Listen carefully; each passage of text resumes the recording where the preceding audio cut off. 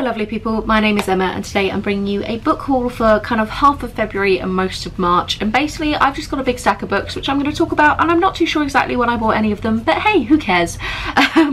A lot of these were a combination of my birthday and also World of Books having a nice big sale for World Book Day. I'm going to vaguely group them in terms of fiction and non-fiction, and I'm going to start with the fiction. I will put timestamps down below where it changes to non-fiction in case you are somebody here who mainly watches my non-fiction content.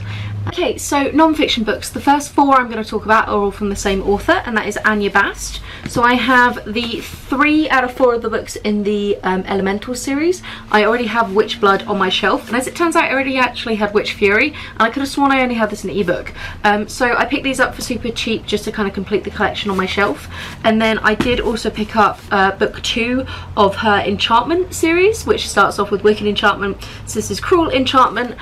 Basically Anya Bast writes a mix of like paranormal, it's mainly paranormal romance, often has some kind of fae or witch element, and then does have a decent amount of kind of erotic smut in the middle of it. They're really good fun, highly entertaining. They're from the Berkeley Sensation Paranormal Romance line, and she just is a really excellent writer, and it's like super fun, fluffy, light-hearted stuff with a surprising amount of world building thrown in. So I really enjoy a lot of her stuff, but I normally have them on ebook, so I just kind of wanted to pick these up super cheap to add to my shelves more than anything else. I have the book that my brother has got me for my birthday, and that is this absolutely stunning edition of The Count of Monte Cristo by Alexandre Dumas.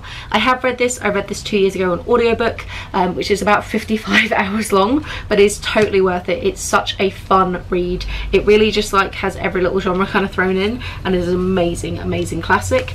This is the Everyman's Library edition in their hardbacks, one of their black spine ones, of which I am kind of idly collecting, but they are a little bit more expensive, so it takes me a little while longer to get my hands on them, which is why they make such absolute perfect gifts. The Count of Monte Cristo is a tale of revenge of Edmond Dantes, who is wrongly accused and locked away, and then basically escapes, finds a fortune from a treasure map, and then reinvents himself as the Count of Monte Cristo to exact a unbelievably complicated revenge plot on all the people who have wronged him. It's really good fun, set in the Napoleonic War in France, and is absolutely amazing. Then I have the books that I bought from World of Books on sale.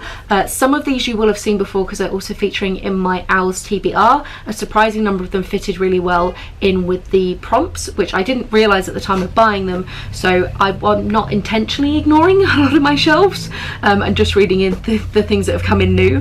It just so happens that they really fit this time around. One that isn't on that TBR though is The Castle in the Air by Dianna Wynne-Jones. This is the author of Howl's Moving Castle, and this is book 2, which is set in the same world but I don't think contains the same characters. Howl's Moving Castle is, and I'm assuming this one is, a super fun middle grade / YA fantasy set in a magical world, and I know nothing about the plot of this one, but I really enjoyed Howl's Moving Castle as a kid, and I'm just looking for something a little bit lighter on my shelves at the moment. As is often the case when I put in an order with World of Books, what I do is I go through the books that have been on my Goodreads want to read list for quite a long time, and I just see what they've got going for cheap. And cheap often means only like £2 or £3, and then it means that I can kind of keep that want to read list moving, try not to let things languish on it for too long that are things that I'm really interested in.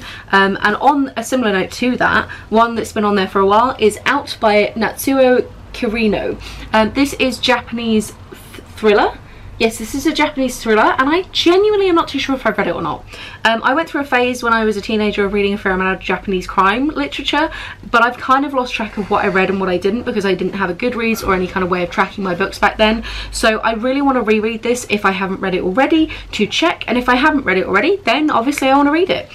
This one in particular is about a girl killing someone as like part of a friendship thing. It's like best friends kind of gone wrong and being spawned in like peer pressure and being forced into a position that you're not happy with, and kind of crossing that line.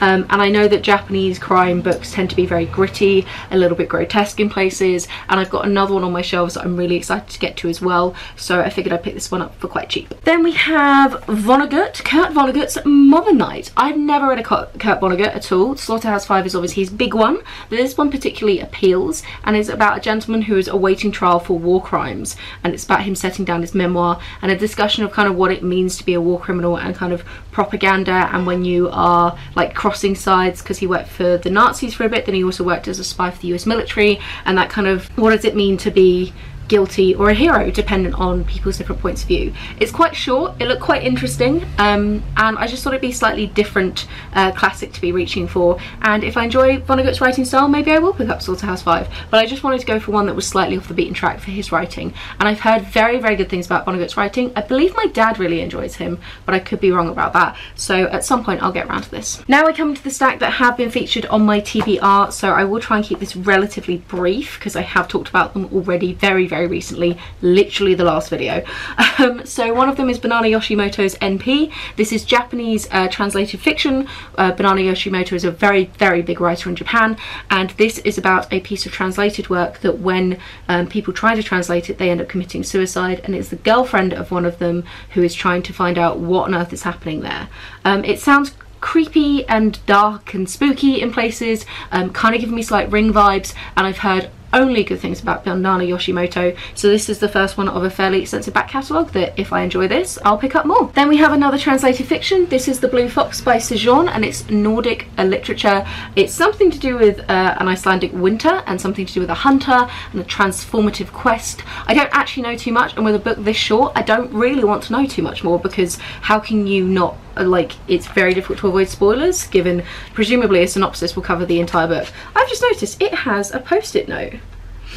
Aww, apparently haven't read it but sounds intriguing, got great reviews, love B. Look at that. I love secondhand books for those kind of things. Interesting. The next one is, ooh, sticky on the back, and I really need to fix that. Is Shades of Milk and Honey by Mary Robinette Kowal. This is a Regency historical fiction with a magical twist to it. People can create glamours and the magic of kind of illusions, and I am excited about this one quite a lot. I really like Mary Robinette Kowal. I read her book, the first one of the Lady Astronaut series, this time last year, and very much enjoyed it. I get the vibe this is aimed at a slightly younger audience, but I could be wrong about that. I'm just kind of taking vibes off the cover, and it's a little bit shorter, and it looks like it could be good fun, and I love the idea of like that historical meeting the magical, and I think it's gonna be really light-hearted and quite a quick read, which again, probably helpful given current climate and situations right now. Some slightly lighter stuff on the shelf is always nice. Final one for fiction is The Lonely Hearts Hotel by Heather O'Neill. This is a historical fiction set in the 1920s. It's something to do with two orphans that I believe there is a romance when they grow up and they find each other again. It definitely references circuses and showgirls and things like that on the back, but also referencing wartime Montreal and prohibition in New York. So I'm not too sure exactly what it's doing or where it's going, but it's ticking a lot of boxes for me over here. I also know that Olive from A Book Olive enjoyed it quite a lot, and her and I have relatively similar reading tastes, more so with non-fiction than fiction, but I'm always keen for a recommendation from her. So yes, this one is on my TBR for the hours as well, so I'm super likely to get to it very soon. Okay, we're now here for the non-fiction. Bunch of medical things in this one actually, I've just realised. One of those is Wendy Moore's The Knife Man. This is about the history of body snatching and the birth of modern surgery, and this is specifically a biography of John Hunt, who's the most famous surgeon of 18th century London. I am reading off the back because I can't actually remember. This is huge. I had no idea it was this big when I ordered it. What is the deal with unbelievably huge non-fiction books? Like, come on, can we get them a fraction shorter potentially? Just like, I feel like there would be more readers out there for it. So God knows when I'm going to get round to this, but I really enjoy medical books. Oh, it turns out quite a lot of them are notes in the back. Okay, maybe it's not quite as big as I thought. This is another trend that's happening in non-fiction that I'm not down with, because it confuses me with how long books are, and it means you're probably putting off readers who probably would enjoy your work but are scared about how big the book is. But that's a separate rant for a separate time. So yeah, so history of medicine, an absolute classic on this channel, stuff that I love to read about, so at some point I will get around to this one. Then I have a more contemporary book about medicine, and that is Do No Harm by Henry Marsh. This is stories of life, death and brain surgery. Henry Marsh is a brain surgeon, and this is his memoir / discussion about his career. Brain surgery is an interesting one because of the connections we have with the human brain about kind of personhood, and it sounds like he's going to discuss that and the idea of working on something that people tie their identity to so much. So I think that could be really interesting, especially given my interest in like personhood and the self just kind of in general. So I'm quite keen to get to this one at some point soon. But like I said, I've got a decent number of now medical books on my shelves, which granted I do read quite a lot of them, so I will get through them relatively quickly, but I don't know which one will end up being prioritized. Oh shoot, sorry, this is another fiction. I thought this was non-fiction. It got lumped in with a different pile. My apologies. This is Wrecker by Noel O'Reilly, and this is about a shipwreck in Cornwall where a woman rescues a young gentleman, and then in doing so inadvertently brings some kind of curse onto her village. It looks really entertaining, and apparently it's perfect for fans of the Essex Serpent, which I didn't actually massively enjoy, but this one seems a little bit shorter, and I think this is YA. So again, I'm kind of vibing off the idea of wanting something a little bit more lighthearted, and I'm not gonna lie, this is a little bit of a cover buy. Like, this is beautiful.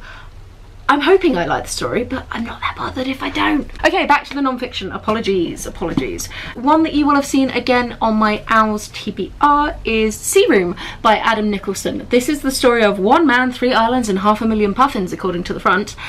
Basically, Adam inherits 3 islands. These ones are the Cheyennes, which are off the coast of Lewis, which I don't know where the hell that is. But basically, he inherits these islands, and he ends up going out to live there, and it's kind of a story of his, like, not so much isolation, but kind of getting back to nature and really sort of connecting and coming from, like, trying to cut down a lot of what's in his life, and his sort of interactions with a lot of the wildlife on there.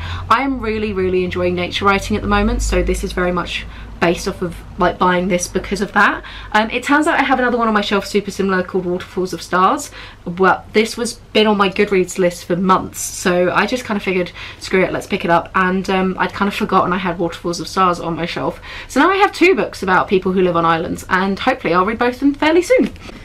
Then I have 3 books that I bought for myself for my birthday.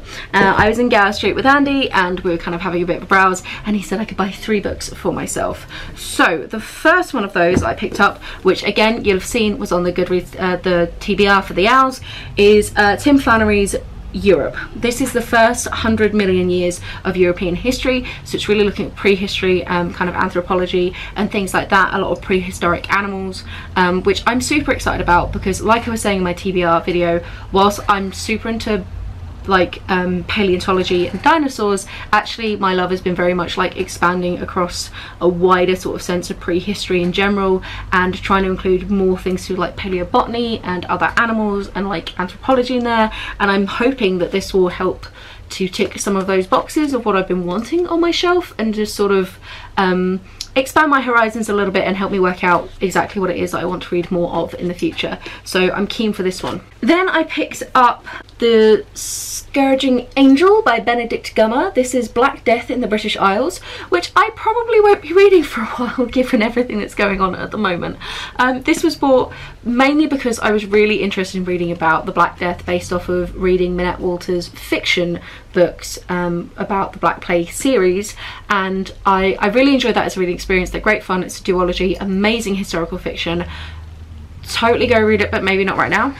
So I've been wanting to read a non-fiction book about the Black Death for a little while after reading those, and this has been on my Goodreads list for a while, and Gower Street happened to have a copy, so that was why I picked it up. But like I was saying, given everything that's going on in the news at the moment, and the kind of health situation with the coronavirus, I don't think I really want to read about a plague. I know the plague is in the Black Death was a lot worse in a lot of ways because people died a lot more, but I still don't want to experience that right now. So this will go on my shelf, and I will pick it up when everything's calmer, is the plan. And then the final one I treat myself to, I was actually hoping to find a copy of NP at Gower Street, and they didn't have it in stock, so I slightly panic, spur of the moment, grabbed a book off some tables that I've been like looking at before going off and trying to find NP, and that is Witches by Tracy Borman. This is about the English witch hunt and James I. It looks amazing, and one of the things that really drew me to it was how short it is, which sounds really weird, but like I was saying earlier, non-fiction books seem so long at the moment, especially histories. I've got these huge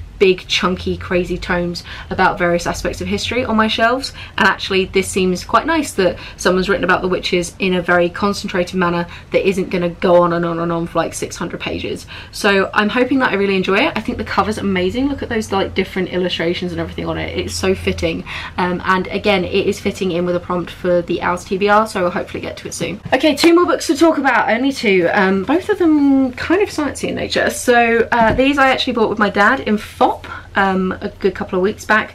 We were sort of just spur of the moment after having some brunch, having a little bit of a browse, and neither of us can resist a bargain. So the first one of those I have is Under the Knife, Remarkable Stories from the History of Surgery. Again, I'm assuming this is going to cover some similar stuff to do with like the John Hunter book that I've got, but whilst the book on John Hunter is specifically him and the 18th century, this is going to be a much broader look, and again it's something that I can kind of dip in and out of a little bit more. So this has been on my shelf, sorry, on my want to reads on Goodreads for an absolute age. I'd probably guess around 2 years now, so I'm really keen to get it and then read it fairly promptly, probably in May I would guess, because it just looks too good to not pick up quite soon. And then the last one is one that I had never seen before and looks really interesting, and that's Jim Al-Khalili is Pathfinders, the Golden Age of Arabic Science, and this is a discussion about the various things that that Arabic culture has contributed to science, and kind of a look at non-Western contributions, which I think is going to be absolutely amazing. Get to look at some of the history of it, and like over the past 700 years. It's something which I've kind of dabbled a little bit in some of my other like history of maths and history of science stuff that I've done.